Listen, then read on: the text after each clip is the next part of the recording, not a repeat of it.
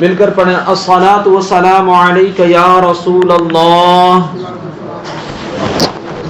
وعلی آلک واصحابک یا حبیب اللہ الصلاۃ والسلام علیک یا نبی اللہ وعلی آلک واصحابک یا نور اللہ اعوذ باللہ من الشیطان الرجیم بسم اللہ الرحمن الرحیم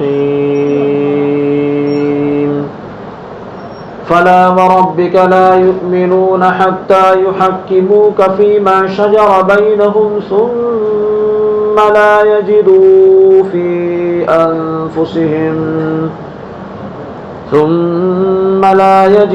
في أنفسهم حرجا مما قضيت ويسلموا تسليما صدق اللہ العظیم۔ اللہ پاک کلام مقدس میں ارشاد فرماتا ہے تو اے حبیب تمہارے رب کی قسم یہ لوگ مسلمان نہ ہوں گے جب تک اپنے آپس کے جھگڑے میں تمہیں حاکم نہ بنا لیں، پھر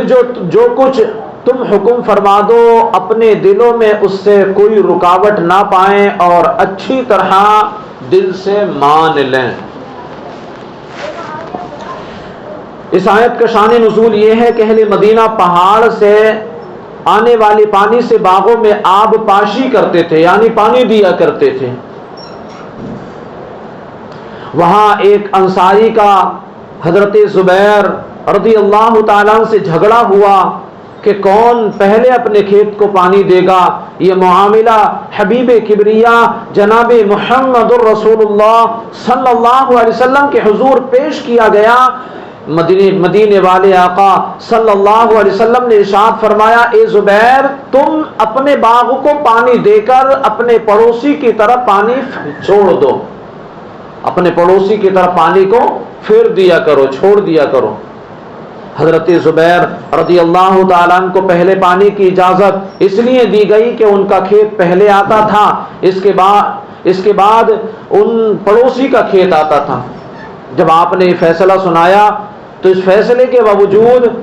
مدینے والے آقا صلی اللہ علیہ وسلم نے انصاری کے ساتھ بھی احسان کرنے کا فرما دیا، لیکن مجموعی فیصلہ انصاری کو ناگوار گزرا اور ان کی زبان سے یہ کلمہ نکلا کہ زبیر آپ کے پھوپھی زاد بھائی ہیں، باوجود اس کے کہ فیصلے میں حضرت زبیر رضی اللہ تعالیٰ عنہ کو انصاری کی طرف کے ساتھ احسان کی ہدایت فرمائی گئی تھی، لیکن انصاری نے اس کی قدر نہ کی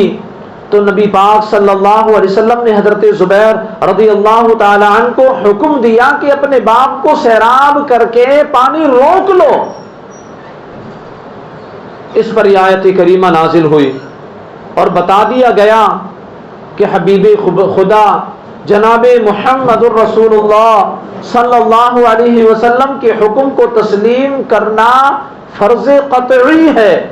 جو شخص نبی پاک صلی اللہ علیہ وسلم کے فیصلے کو تسلیم نہیں کرتا وہ کافر ہے۔ ایمان کا مدار ہی اللہ اور اس کے رسول صلی اللہ علیہ وسلم کے حکم کو تسلیم کرنے پر ہے کہ جو اللہ اور اس کے رسول کے حکم کی پاسداری کرتا ہے، ان کے حکم کو تسلیم کرتا ہے، حقیقتاً تو وہی مومن ہے، وہی مومن ہے۔ ایمان کی حقیقی لذتیں اسی کو نصیب ہوتی ہیں۔ اس آیت مبارکہ سے 7 مسائل معلوم ہوئے۔ اللہ عز و جل نے اپنے رب ہونے کی نسبت اپنے حبیب صلی اللہ علیہ وسلم کی طرف فرمائی اور فرمایا اے حبیب تیرے رب کی قسم۔ یہ نبی پاک صلی اللہ علیہ وسلم کی عظیم شان ہے کہ اللہ عز و جل اپنی پہچان اپنے حبیب کے ذریعے سے کرواتا ہے۔ دوسرا یہ کہ نبی پاک صلی اللہ علیہ وسلم کا حکم ماننا فرض قرار دیا اور اس بات کو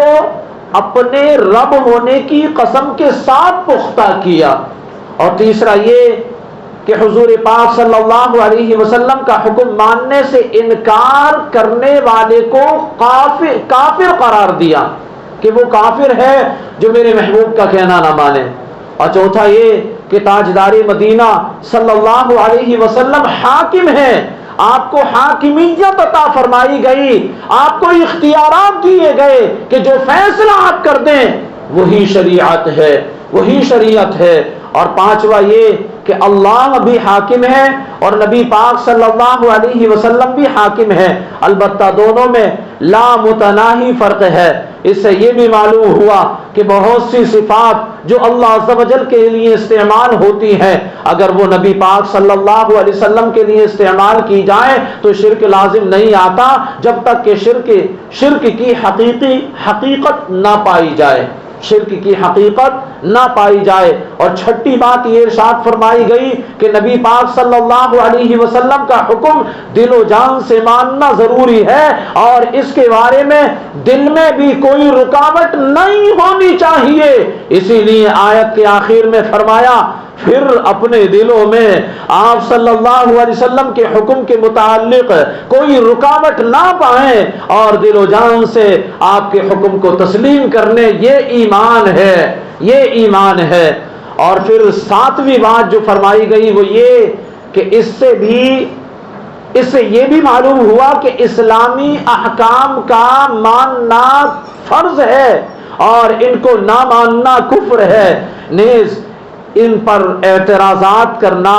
ان کا مذاق اڑانا یہ کفر ہے۔ اس سے وہ لوگ عبرت حاصل کریں جو کافروں کے قوانین کو اسلامی قوانین پر فوقیت دیتے ہیں کہ دیکھو جو غیر مسلم ہیں وہ ایسے ہیں، وہ یہ کام کرتے ہیں، وہ فلاں کام کرتے ہیں، ان کے کام کتنے اچھے ہیں، ان کے بنائے ہوئے طریقے کتنے اچھے ہیں، ان کے بنائے ہوئے قوانین کتنے اچھے ہیں، ان کی تعریفیں کرتے رہنا۔ اور مسلمانوں کا جو طریقہ ہے، اللہ عز و جل نے جو مسلمانوں کا طریقہ نافذ کر دیا، یہی سب سے افضل ہے، یہی وہ طریقہ ہے جو مسلمانوں کو کامیابی دلاتا ہے اور جنت تک لے کر کے جاتا ہے۔ تو اللہ تعالی ہم سب کو نبی پاک صلی اللہ علیہ وسلم کی سنتوں کے مطابق زندگی گزارتے رہنے کی توفیق عطا فرمائے۔ صلو علی الحبیب صلی اللہ علی محمد صلی اللہ علیہ وسلم۔